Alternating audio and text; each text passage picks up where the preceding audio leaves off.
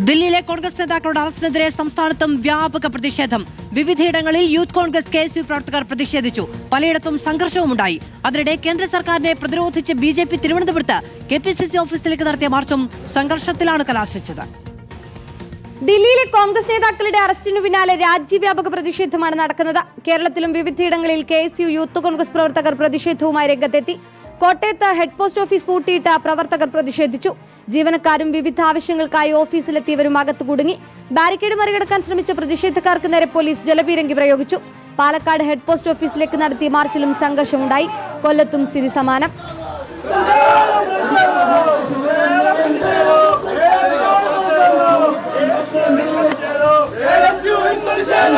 Rahul ഗാന്ധിക്കെതിരായ police നടപടി അപലപനീയമെന്ന് പിണറായി വിജയൻ പ്രതികരിച്ചു.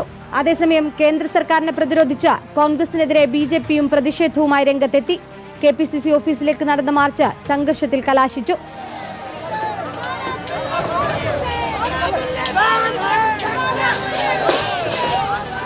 വരും ദിവസങ്ങളിലും സംസ്ഥാനത്ത് പ്രതിഷേധം തുടരുമെന്ന കാര്യത്തിൽ സംശയമില്ല. വിവിധ ബ്യൂറോകൾക്കൊപ്പം റിപ്പോർട്ടർ തിരുവനന്തപുരം.